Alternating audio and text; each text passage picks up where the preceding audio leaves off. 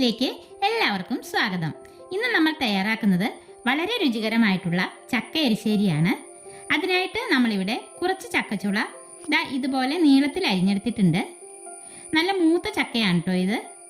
നമ്മൾ കുക്കറിലൊന്നുമല്ല വയ്ക്കുന്നത്, അല്ലാതെ തന്നെ ഒരു 6-7 മിനിറ്റ് കൊണ്ട് ഇത് നന്നായി വെന്ത് കിട്ടും. അപ്പോൾ നമുക്കിത് ഇതുപോലൊരു ചീനച്ചട്ടിയിലേക്ക് ഇട്ട് കൊടുക്കാം. ഇതിലേക്ക് 1/4 ടീസ്പൂൺ മഞ്ഞൾപ്പൊടിയും ചക്കയ്ക്ക് ആവശ്യമായ ഉപ്പും വെന്ത് വരാൻ ആവശ്യമായിട്ടുള്ള വെള്ളവും കൂടി ഒഴിച്ച് 2 തണ്ട് വേപ്പില കൂടി ഇട്ട ശേഷം മൂടി വെച്ച് മീഡിയം ഫ്ലെയിമിൽ വേവിച്ചെടുക്കാം. അപ്പോൾ ചക്ക ഒന്ന് തിളച്ച് വരുന്ന സമയം കൊണ്ട് നമുക്കിതിൻ്റെ അരപ്പൊന്ന് തയ്യാറാക്കി എടുക്കാം. ഒരു മുറി തേങ്ങയുടെ പകുതിയാണ് കേട്ടോ നമ്മൾ എടുത്തേക്കുന്നത്. പിന്നെ ഒരു 4-5 ചെറിയ ഉള്ളിയും അത്ര തന്നെ വെളുത്തുള്ളിയും 1 തണ്ട് വേപ്പിലയും എരിവിന് ആവശ്യമായ കുറച്ച് കാന്താരി മുളകും കൂടി എടുത്തിട്ടുണ്ട്. പിന്നെ ഒരു 1/2 ടീസ്പൂൺ നല്ല ജീരകവും കൂടി എടുത്തിട്ടുണ്ട്. നമുക്കിതെല്ലാം മിക്സി ജാറിലേക്ക് ഇട്ട് അല്പം മഞ്ഞൾപ്പൊടിയും ഇത് അരയാൻ ആവശ്യമായിട്ടുള്ള കുറച്ച് വെള്ളവും കൂടി ഒഴിച്ച് ഒന്ന് തരിതരിപ്പായി അരച്ചെടുത്തിട്ട് വരാം.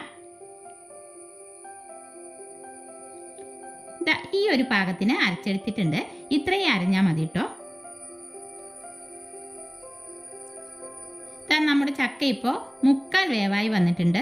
ഒന്നുകൂടെ വേവാനുണ്ട്. അപ്പോൾ നമുക്ക് ഈ അരപ്പ് ചേർത്ത് കൊടുത്ത് ഒരു 2 മിനിറ്റ് കൂടി ഒന്ന് മൂടി വയ്ക്കാം.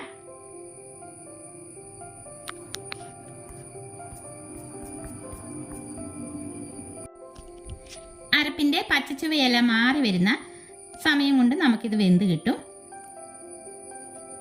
ഇനിയിപ്പോൾ ഈ ജാറിൽ അല്പം വെള്ളം ഒന്ന് ചുറ്റിച്ച് അതുകൂടി ഒഴിച്ചു കൊടുക്കുന്നുണ്ട്. അരപ്പിന് ആവശ്യമായ അല്പം ഉപ്പ് കൂടി ചേർത്ത് കൊടുക്കാം.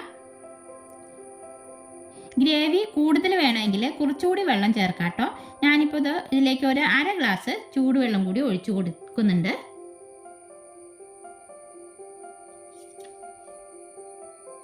അതിനുശേഷം ഒരു 2 മിനിറ്റ് ഒന്ന് മൂടി വെച്ച് വേവിച്ചെടുക്കാം.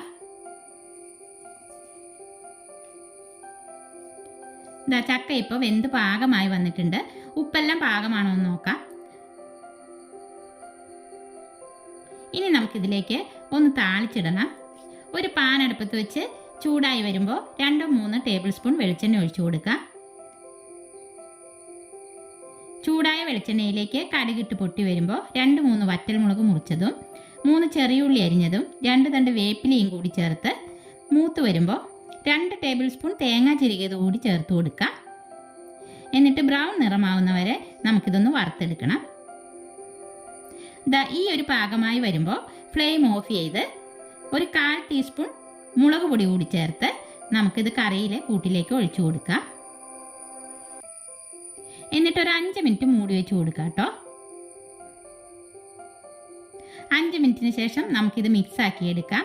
കുറച്ചുകൂടി ഗ്രേവി വേണ്ടവർക്ക് അല്പം കൂടി ലൂസായിട്ട് എടുക്കാം കേട്ടോ.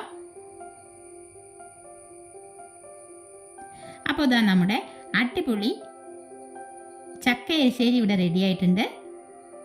കഞ്ഞിയുടെ കൂടെ കഴിക്കാനായിട്ട് നല്ല ടേസ്റ്റാണ് കേട്ടോ. കഞ്ഞിയുടെയും ചോറിൻ്റെയും കൂടെ മാത്രമല്ല, ഇതൊരു കട്ടൻ ചായയുടെ കൂടെ കഴിക്കാനും നല്ല ടേസ്റ്റാണ്. അപ്പോൾ നമുക്കിതൊരു ബൗളിലേക്ക് മാറ്റി കൊടുക്കാം. നമ്മളിത് ഇന്ന് കഞ്ഞിയുടെ കൂടെയാണ് കഴിക്കാൻ പോകുന്നത്. അപ്പോൾ നമ്മളിവിടെ നല്ല ചൂടൻ കഞ്ഞി എടുത്തിട്ടുണ്ട്. ഇതിലേക്ക് ചക്ക എരിശ്ശേരി ഇട്ട് കൊടുക്കാം. പിന്നെ കുറച്ച് ചെറുപയർ തോരനും നല്ല കണ്ണിമാങ്ങ അച്ചാർ എടുത്തിട്ടുണ്ട്. അതിൻ്റെ ഗ്രേവി മാത്രമേ ഞാൻ ഒഴിച്ചു കൊടുക്കുന്നുള്ളൂ കേട്ടോ. എന്നിട്ട് നമുക്കിന്നത് ഒരു പ്ലാവിലെ തവി കൊണ്ട് നന്നായിട്ടൊന്ന് മിക്സ് ആക്കിയ ശേഷം കോരി കുടിക്കാം. നിങ്ങൾ ആരെങ്കിലും ഇങ്ങനെ കഴിച്ചിട്ടുണ്ടോ? എന്താ ടേസ്റ്റ്! ഒരു പ്രാവശ്യമെങ്കിലും ഇങ്ങനെ കഴിച്ചു നോക്കണം. രുചി പറഞ്ഞറിയിക്കാൻ വയ്യാട്ടോ. അപ്പോൾ ഇന്നത്തെ നമ്മുടെ വീഡിയോ എല്ലാവർക്കും ഇഷ്ടപ്പെട്ടെങ്കിൽ ലൈക്ക് ചെയ്യാനും ഷെയർ ചെയ്യാനും സബ്സ്ക്രൈബ് ചെയ്യാനും മറക്കല്ലേ. അടുത്ത വീഡിയോയിൽ നമുക്ക് വീണ്ടും കാണാം.